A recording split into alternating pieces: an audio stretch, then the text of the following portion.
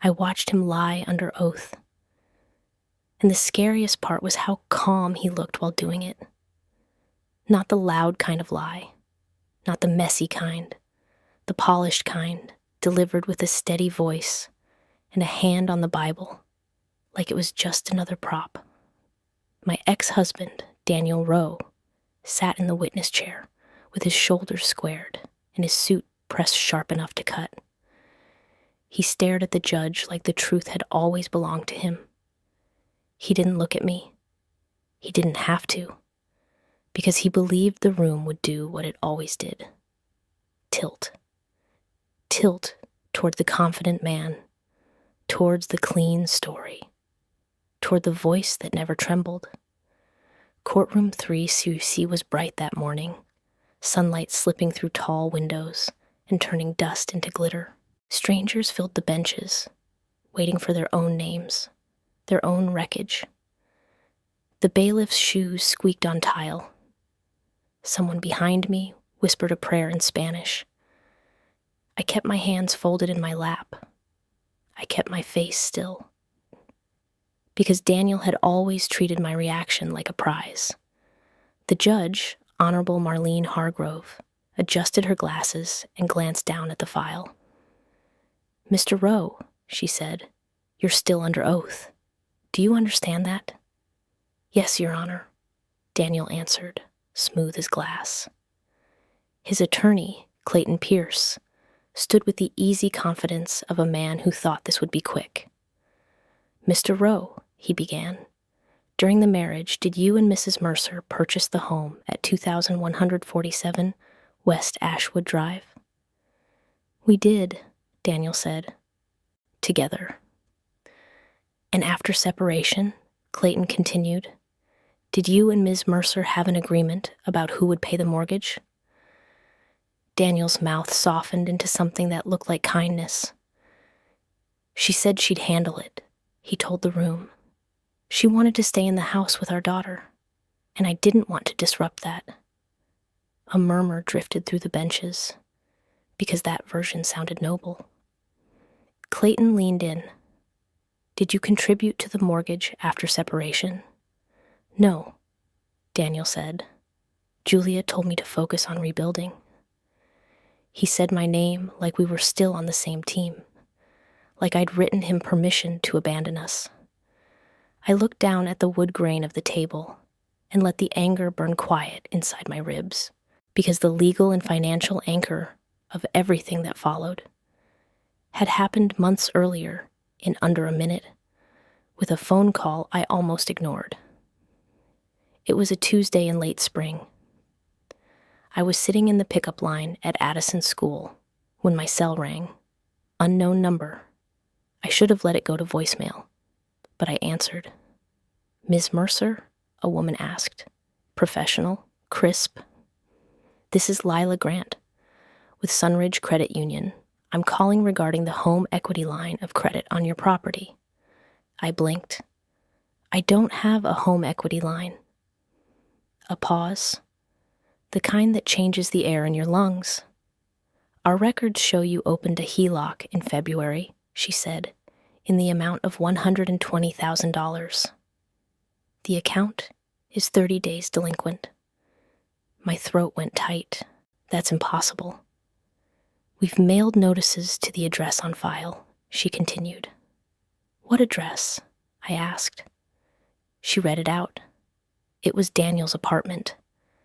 I told her to email me everything right now, and I sat under a jacaranda tree while purple petals hit my windshield like warnings.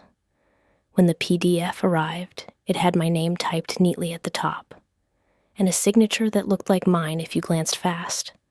But I didn't glance. I studied it. Then I saw the notary stamp. Kendra Mills, Daniel's cousin, the cousin who'd hugged me at our wedding and called me sister. That was the anchor. Not a feeling, not a suspicion. A document with my name on it, and an address that wasn't mine. Fraud didn't enter my life like a storm. It entered like a paper cut. Small, precise, and now, in this courtroom, Daniel was trying to rewrite that paper cut as generosity. After that call, I didn't sleep for 2 nights. I sat at my kitchen table after Addison went to bed, laptop open, the PDF glowing like a bruise.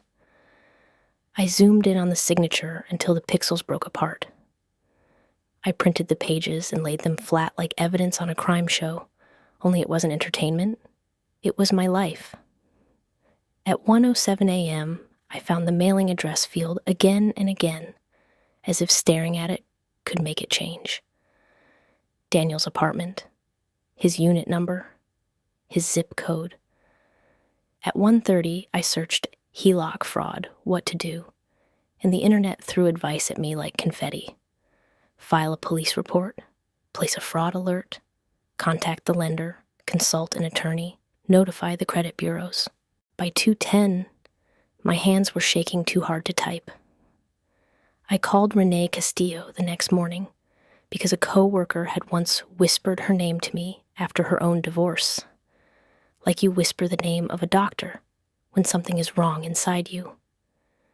Renee listened without interrupting while I explained the call, the HELOC, the notary. When I finished, she said, "Don't confront him, not yet." I want to drive to his apartment and shove the papers in his face, I admitted. "I know," she said. "That's why you won't. If he senses we're onto him, he'll move faster. And if there's one thing men like Daniel do when they feel cornered, it's they double down." So I did what she told me. I got boring. I called Sunridge and opened a fraud claim. I requested a copy of the application packet, including the IP address used to submit it, the timestamps, the identity verification notes. I asked for the recorded phone call if there was one. I pulled my credit report and watched the new account sit there like a stain. I filed a police report, even though the officer looked at me with tired eyes and said, "These things are hard to prove." I kept my voice calm. I gave him dates. I gave him the notary name. I asked for the report number anyway, because paper matters. Renee drafted a notice to Sunridge asserting identity theft and demanding the account be frozen. She also drafted a letter to Daniel's attorney, putting him on notice that any encumbrance of the property would be treated as a violation of standing orders. Then she sent me to the county recorder's office, because Renee had a hunch that made my stomach twist. The recorder's office smelled like old carpet and toner. People sat in plastic chairs clutching deeds and marriage licenses like fragile items. At the counter, I asked for a copy of the most recent recordings on 2147 West Ashwood Drive. The clerk typed, clicked, printed. Then she slid the papers across the counter. My name was there, but the document wasn't the deed I remembered. It was a notice of lien, Desert Canyon Capital, recorded 2 weeks earlier. I felt my legs go weak. I hadn't even known that existed. I called Renee from the parking lot, my voice shaking. "There's another loan," I said, "a private one." There was a pause on the line, the kind that means the person on the other end is already doing math. "Okay," she said finally. "Now we know why he was so comfortable. He wasn't just borrowing, he was building." That week became a blur of escalations that arrived like clockwork. A certified letter from Sunridge, a voicemail from a loan servicing specialist asking me to confirm my identity, a text from Daniel that said, "Can you send me Addison's insurance card?" Like nothing was happening. At night, Addison would fall asleep on my shoulder, and I'd stare at the ceiling, wondering how a man could steal from the mother of his child and still ask for favors. When I finally confronted him, carefully on speaker with Renee listening, Daniel's voice was pure offense. "What are you accusing me of?" he snapped. "I'm accusing you of opening a loan in my name," I said, and my voice surprised me with how steady it was. He laughed, sharp. "You're paranoid." Sunridge called, I said. The statements went to your apartment. He paused. Just a beat. Then he said, they probably had the wrong address. The notary is Kendra, I said. Kendra notarizes stuff for everyone, he said quickly. You're reaching. I could hear the smile in his voice, the one he used when he wanted me to feel stupid. And then he said the sentence that made me certain this would end in court. Relax, Julia, he murmured. It's just paperwork.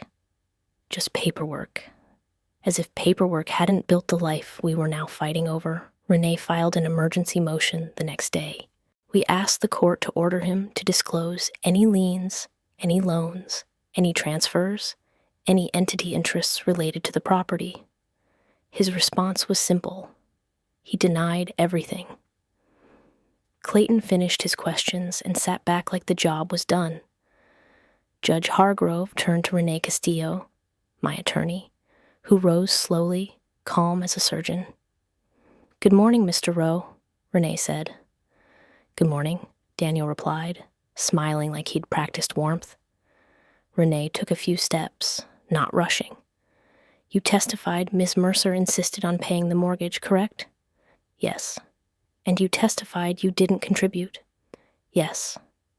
And you testified she told you to rebuild? Yes. Renee nodded as if she were collecting beads on a string. Mr. Rowe, she asked, did you sign any documents in February related to that home? Daniel didn't even blink. No. Renee's voice stayed gentle. None at all. No, he repeated. Renee lifted a folder. I'm going to show you what has been marked as Petitioner's Exhibit 12. The bailiff handed him the pages. Daniel's eyes moved down them, and I watched his throat tighten. Do you recognize this document? Renee asked. It appears to be a loan application, he said. A HELOC application, Renee clarified, submitted to Sunridge Credit Union on February 11th for $120,000. Do you see the co-borrower line? Daniel swallowed. Yes. And whose name is there? Daniel Rowe. And whose signature is on the line labeled Daniel Rowe? Renee asked. His jaw flexed. Mine. Clayton's posture shifted, just slightly. Renee didn't look at him. So you signed a HELOC application in February? Daniel's lips pressed together. Yes. Renee tilted her head. But you testified you signed no documents in February. I didn't remember, he corrected quickly. Renee nodded like she accepted the correction. Where did you sign it? At my apartment, he said. Who was present? She asked. My cousin, he admitted. Kendra. The notary, Renee said. Yes. And was Ms. Mercer present? No. Renee let a beat pass, then asked, Yet the notarization certifies that Ms. Mercer personally appeared, correct? Daniel stared at the page. That's what it says. Clayton jumped up. Objection. Overruled, Judge Hargrove said, not even looking at him.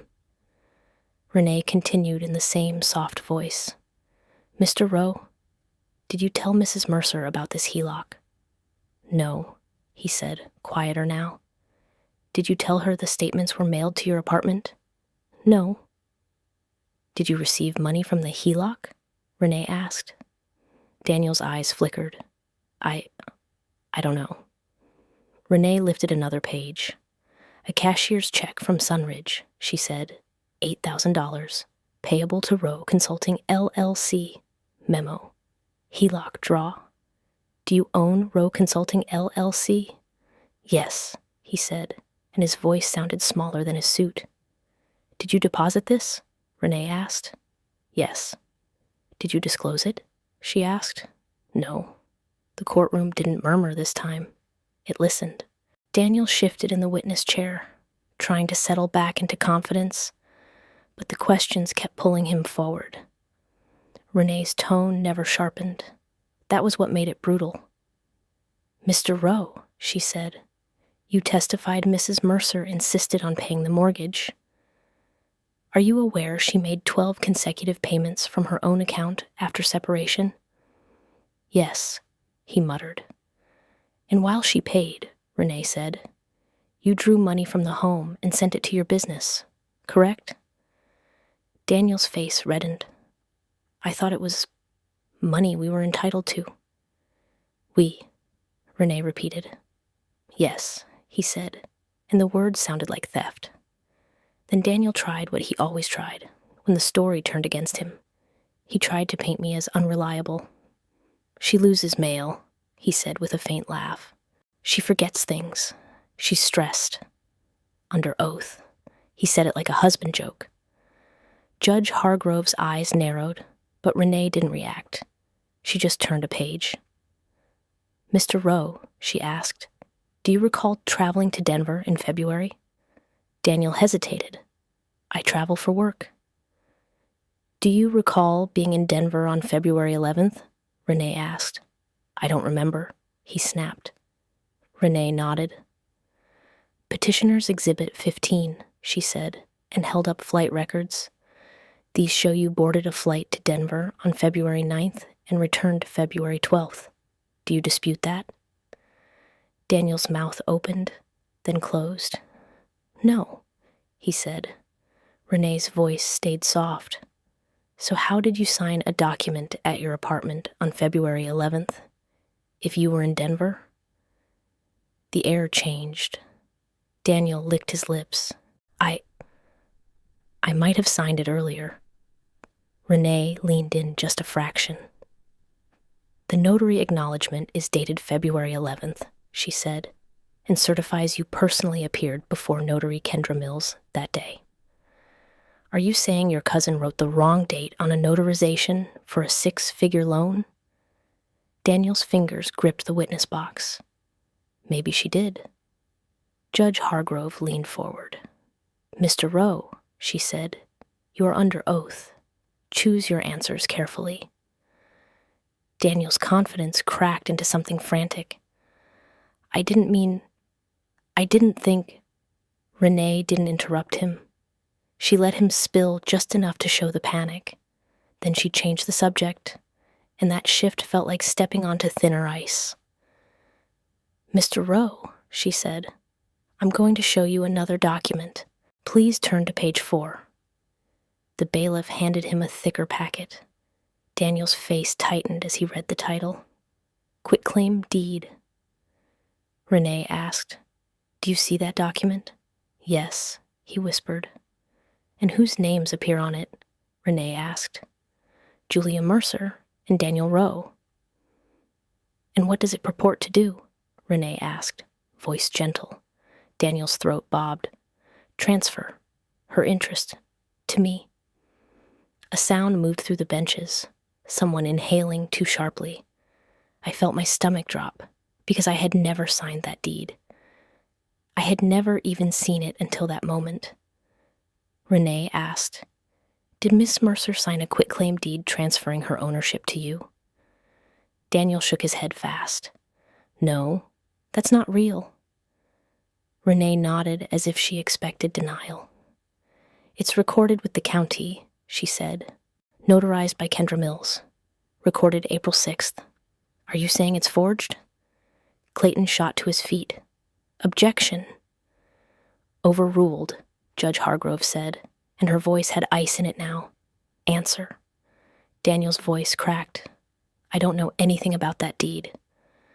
Renee's eyes stayed on him. Then how did it get recorded?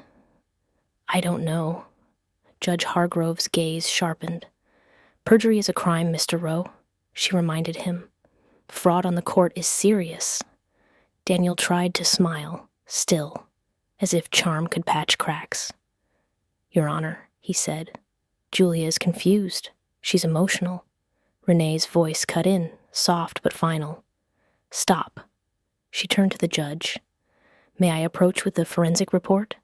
Judge Hargrove nodded. Renee held the report up just enough for the witness to see the seal. A forensic document examiner compared the signature on this deed to multiple known exemplars of Ms. Mercer's signature she said. The examiner concluded the signature is not hers and shows characteristics consistent with tracing. Daniel's face went blank. Renee asked, "Mr. Rowe, have you ever traced her signature?" "No," he whispered. "Practiced it?" Renee asked. "No." "Asked anyone to forge it?" she asked. Clayton objected, loud, desperate. "Overruled," Judge Hargrove said.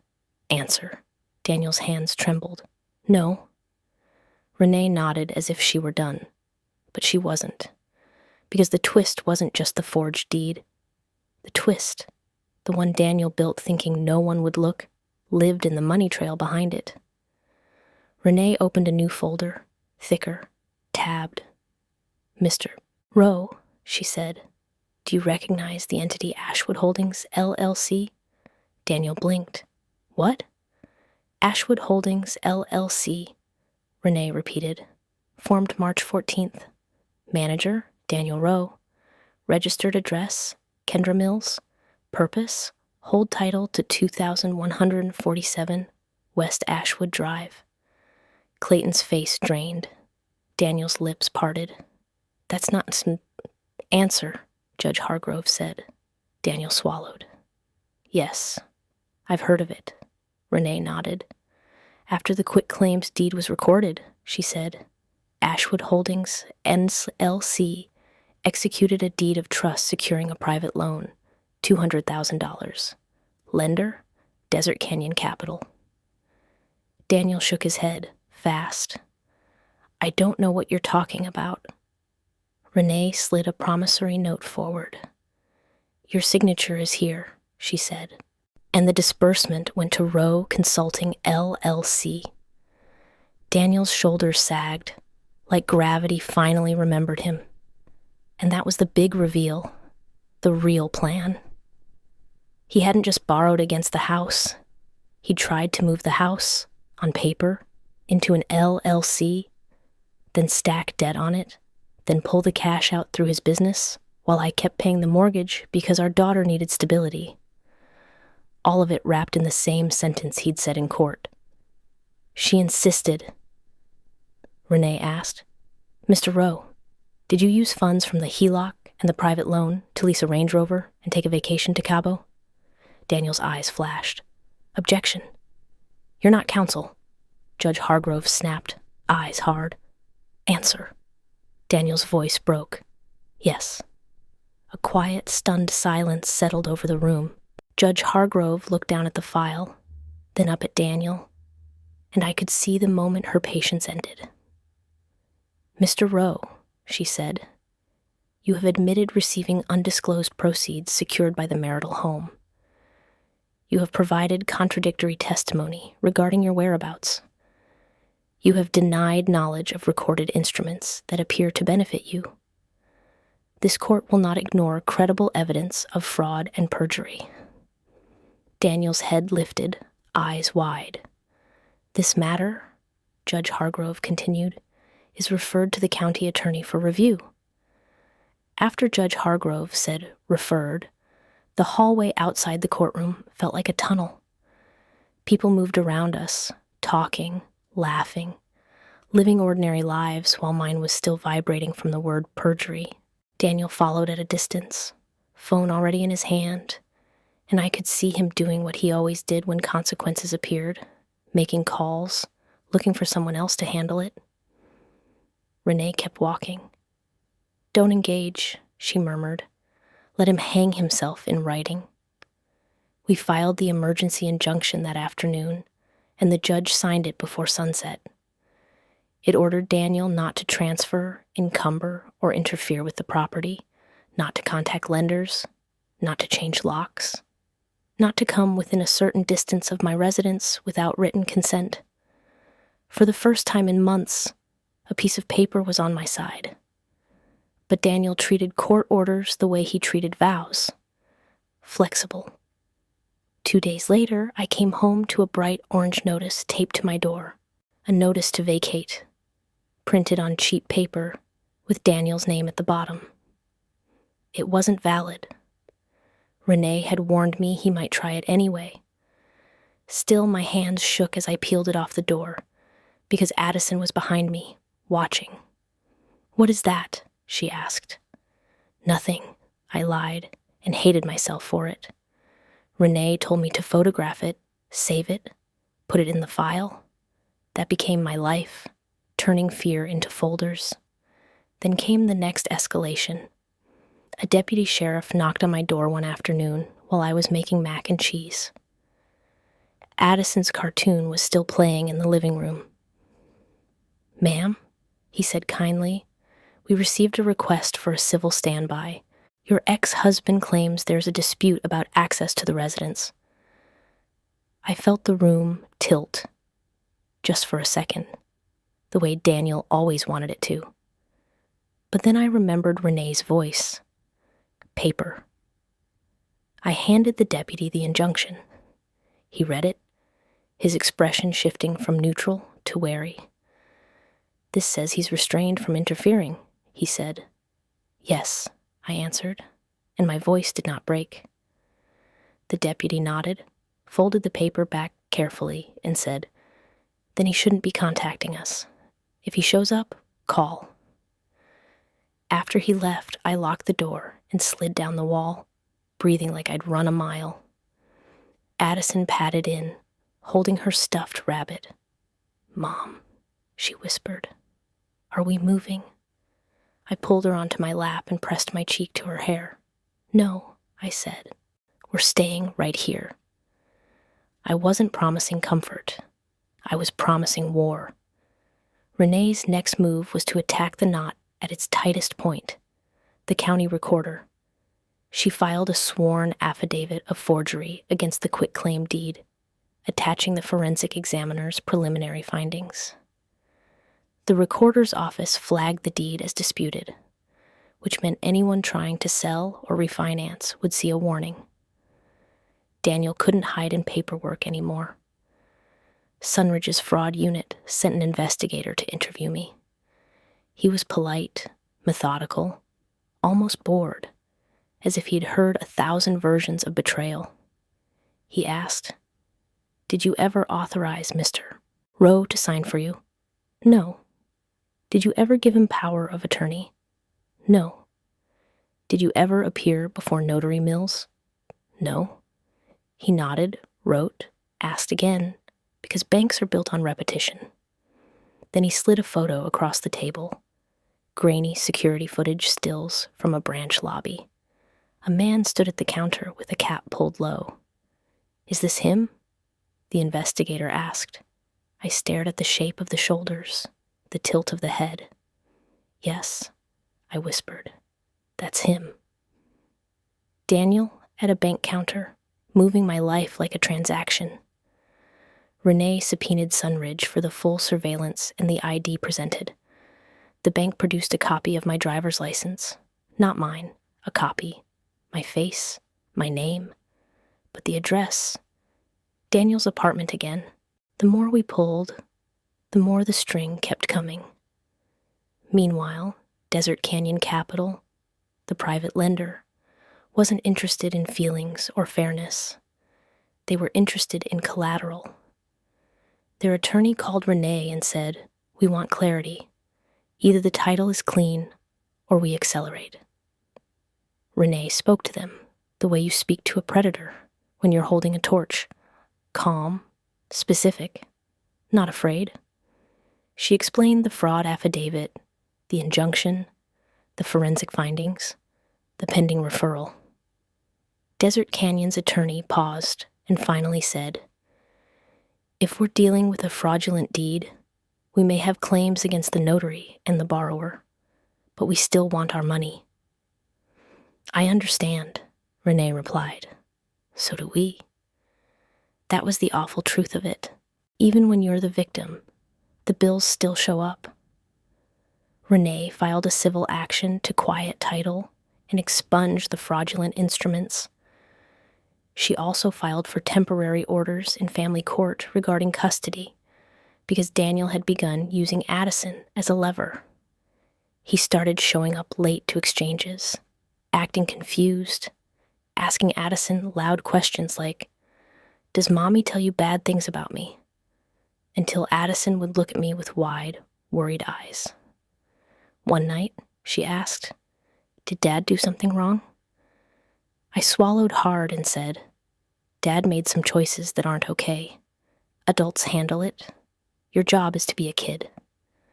She nodded like she understood, but her fingers twisted the ears of her stuffed rabbit until they bent. That image burned into me, so I fought harder. Renee scheduled Daniel's deposition. A conference room, a court reporter, a camera, a pitcher of water no one drank. Daniel arrived with Clayton and a new smile, like he wanted to reset the story in a safer room. Renee asked him to state his name. He did. She asked if he understood he was under oath. He said yes.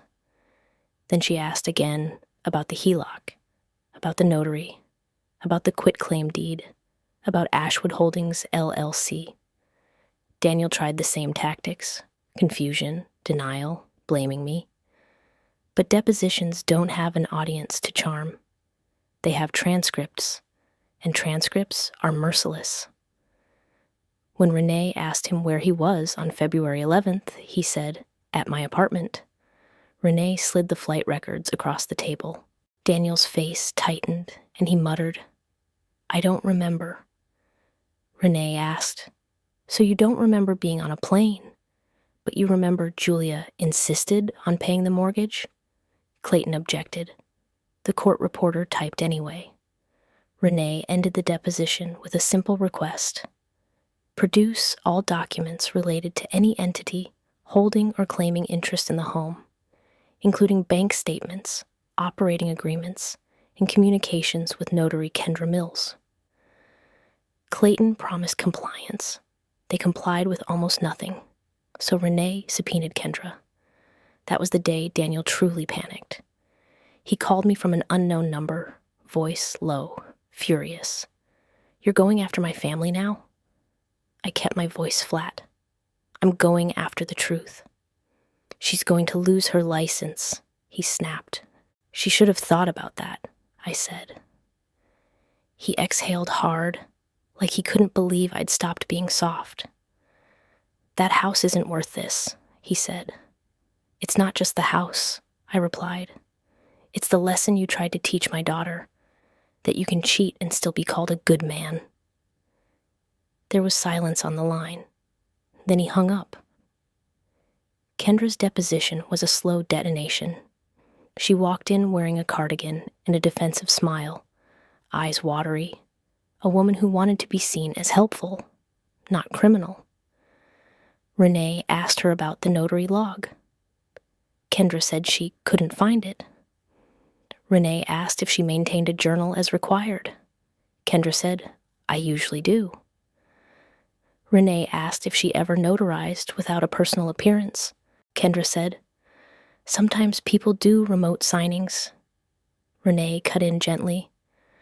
Remote notarization has a specific process in the state, she said.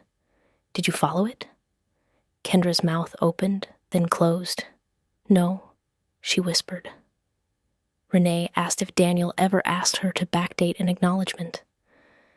Kendra started crying and said, I was trying to help him. Help, that word. The way people wrap wrongdoing in family loyalty like it's a blanket. Renee asked, help him do what?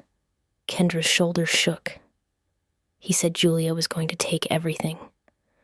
Renee nodded slowly. So he asked you to create paperwork that would give him the house. Kendra didn't answer. She didn't have to. Her silence landed like a confession. By the time we reached settlement, Daniel's story had no place left to stand. The bank had surveillance and fake ID copies. The recorder had fraud affidavits. The forensic examiner had analysis. The private lender had a disputed lien and a borrower who'd lied under oath. Family court had an injunction and a child caught in the crossfire. And Daniel had something else now. A man's worst enemy. A paper trail that didn't match his confidence. That's when he started trying to bargain with fear. He told Clayton to warn Renee that he'd go bankrupt and ruin everyone. He told Addison's school counselor that I was unstable. He told mutual friends that I was making things up. But every lie he spread became another reason people stopped believing him. Because lies are loud, but facts are consistent. And consistency wins in the end. At the settlement conference, Daniel sat across from me with a new suit and new bravado, trying to resurrect his old trick. "If you keep pushing," he whispered, "you'll hurt Addison. You'll hurt her father." I leaned in just enough to let my voice land like a nail. "You hurt Addison," I said, "the moment you tried to steal her home." Renee slid our proposed stipulation across the table. Daniel would admit the quitclaim deed was fraudulent and void. He would cooperate in unwinding the HELOC and the private loan, signing affidavits and providing full financial disclosure. He would pay attorney fees through a judgment lien against his business assets. He would accept supervised visitation pending review. And he would assign to me his membership interest in Ashwood Holdings, LLC, and any related accounts, so the funds he siphoned could be recovered. Daniel stared at the paper as if it had teeth. "You can't take my company," he snapped. "It's not a company," Renee said softly. "It's a shell built on fraud." Daniel's hands shook. He looked at Clayton for rescue, but Clayton's eyes were tired now, cautious, like he'd realized he was sitting next to a fire. Renee's voice stayed gentle. "You can sign," she said, "or you can roll the dice with Sunridge, Desert Canyon, and a prosecutor. They don't negotiate with charm." Daniel tried one last thing. He looked at me and said, "I'm sorry." The words sounded rehearsed, but fear made them crack. I thought about Addison's hand in mine when our key wouldn't turn. I thought about the way he laughed on the phone, telling me to call a locksmith. I thought about his hand on the Bible. So I said one word, "Sign." And he did. He didn't just sign once. He initialed line after line, each little mark erasing another inch of the story he'd been selling. When his hand cramped, he flexed his fingers and kept going, because by then he understood the difference between a courtroom threat and a prosecutor's file. Clayton watched in silence, the way a man watches a boat drift from shore, knowing he can't swim after it. When Daniel finally pushed the papers back, his eyes were wet, but his voice tried to stay sharp. "So what now?" he asked, like he still deserved instructions. Renee didn't gloat.